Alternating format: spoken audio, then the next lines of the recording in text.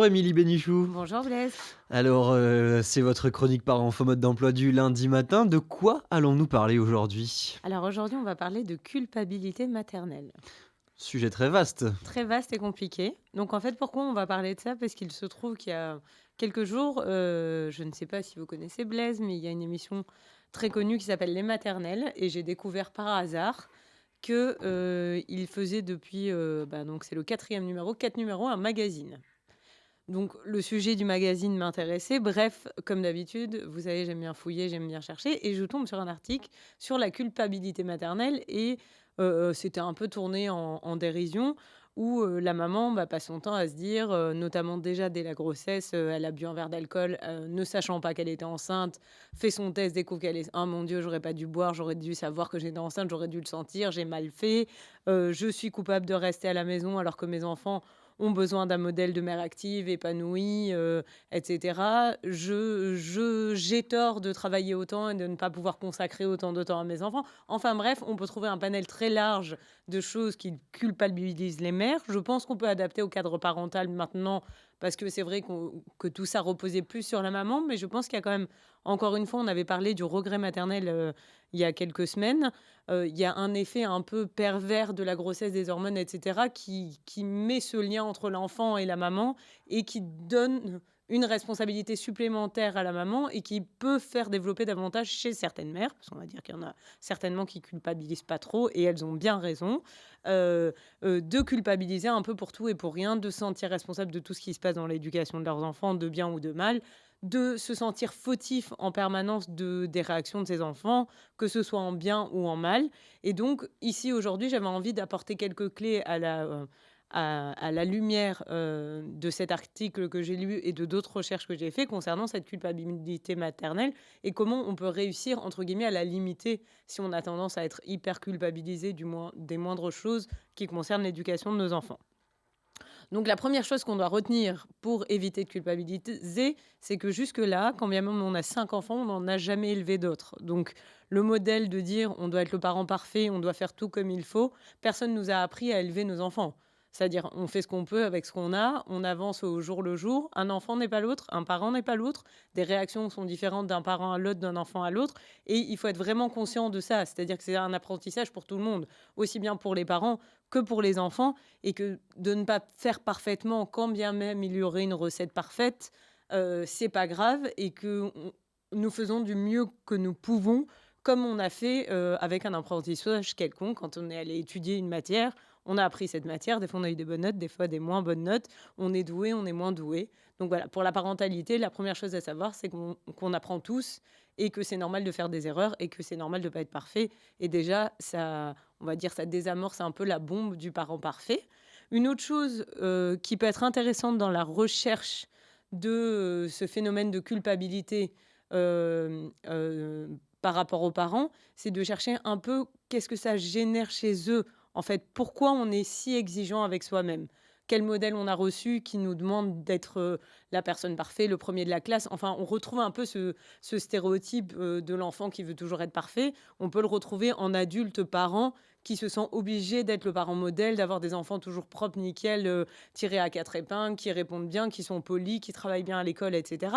Donc c'est intéressant pour un parent qui souffre de cette culpabilité de chercher quelle est l'histoire. Pourquoi à un moment donné on se sent obligé d'être parfait, on se sent obligé de faire tout convenablement, alors que dans d'autres familles, on peut trouver des parents qui assument parfaitement le fait que les enfants s'en mettent partout sur le visage.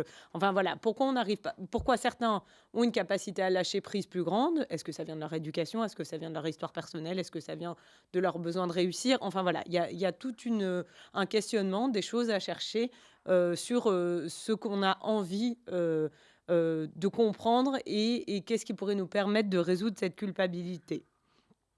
Après, ce qui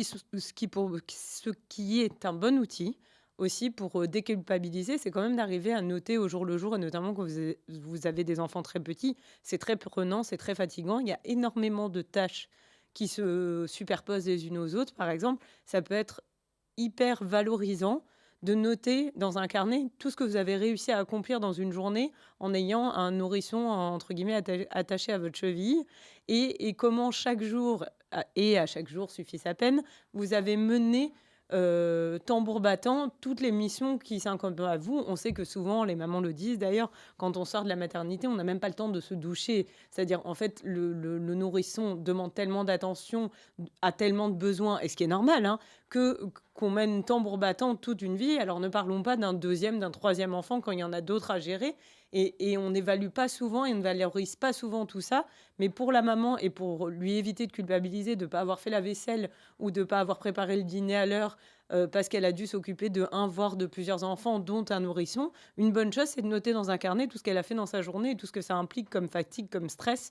Et c'est hyper valorisant plutôt que culpabilisant, par C'est un exemple. peu comme les petits bâtons quand on compte les jours et qu'on met 4 bâtons et puis qu'on les croise. Mais oui, alors ça fait un peu fin de prison, mais du moins moi ça me C'est pas connote ça, l'idée. je sais. Mais oui, en fait, c'est-à-dire c'est finalement pour l'imaginaire collectif, être maman, c'est normal, c'est naturel, c'est instinctif, tout se fait, tout se doit se faire et vous, en tant que future maman ou maman, je globalise, hein, parce que c'est pas toutes les mamans, mais en tous les cas, dans ce cadre des mamans qui culpabilisent beaucoup de ne pas être parfaites, finalement, le problème, c'est quoi? C'est qu'on donne tellement l'impression que c'est normal que finalement, quand vous vous retrouvez confronté à tout ce que ça implique de bien, mais de moins bien et de tout ce que ça implique comme énergie, comme volonté de réussir, comme réflexion, parce qu'on réfléchit beaucoup en tant que parent. Là, on parle des nourrissons, mais chaque fois que vos enfants passent un pas, ont une évolution, qu'elle soit psychologique, éducative, etc., on s'interroge, on se dit, attends, est-ce que ça c'est la bonne méthode, est-ce que pas? Donc tout ça, c'est quand même un travail énorme et parfois, vous le savez certainement Blaise, parce que je le dis, quand on quitte son travail le soir, on commence sa deuxième journée quand on est parent, hein, et là, c'est aussi bien les mamans que les papas qui sont investis et cetera. Donc voilà, il faut quand même être conscient et se le dire à soi-même que ce qu'on fait, c'est quand même énorme et que finalement, c'est pas rien et que c'est bien de le faire et qu'on le fait comme on peut à notre niveau et ça, c'est vraiment important. Il y a une chose qui est importante aussi, c'est que finalement, il faut essayer de limiter les choses culpabilisantes, parce que finalement, cette culpabilité, la plupart du temps, elle vient pas de nulle part. C'est des petits reproches, ah, au fait, ah bon, tu lui donnes la tétine, toi, mais c'est très mauvais pour ses dents. Ah bon, mais tu l'allaites pas pour celle qui n'allait pas, pour celle qui n'allait pas, et inversement, il y a toujours une discussion autour de ça. Enfin, les gens ont toujours plein d'avis à vous donner gentiment, à vous transmettre, à vous parasiter, on va dire. Donc, il faut quand même pas hésiter à écarter tous les faits culpabilisants. Et une chose qui est très importante et qui, je pense, en tous les cas me concernant, est la chose la plus difficile à mettre en place quand vous êtes une maman, c'est de finalement se réserver du temps pour soi-même, quoi qu'il se passe. C'est-à-dire à un moment donné, et ça, tous les grands psychologues, tous les gens vous le répètent, si vous voulez être bien avec vos enfants et leur transmettre des bonnes choses, il faut que vous soyez bien avec vous-même. Et pour être bien avec vous-même, il faut de temps en temps accepter de dire c'est trop haut, moi j'ai besoin d'aller marcher 1 heure. Il faut essayer dans la mesure du possible de trouver du relais, donc soit avec le compagnon, avec les grands-parents, et s'accorder du temps pour soi, pour être bien avec soi-même et revenir d'autant plus fort auprès de sa famille et de ses enfants. Sinon, effectivement, à force de vouloir tout régenter, tout mener de front, tout faire, on n'est pas bien, on est nerveux et on ne transmet pas des bonnes choses à nos enfants ni à notre famille. Donc, il faut trouver ce moment et je pense qu'il faut être aussi capable d'accepter ses failles. C'est-à-dire, quand on a ce syndrome un peu de la maman parfaite, on n'arrive pas à se dire qu'on peut dire non à ses enfants sur, tel ou tel jeu. Quand votre enfant, vous l'avez pas vu de la journée, qui va venir avec des Legos ou, quelque chose, vous demander de jouer, vous pouvez accepter de vous dire que vous, les Legos, ça vous saoule. Et c'est dur, du moins je le dis, mais en fait, on se rend pas compte à quel point c'est dur de le faire. Parce que la société veut que tu sois la gentille maman qui va jouer avec ton enfant et que tu peux pas le rejeter, et cetera.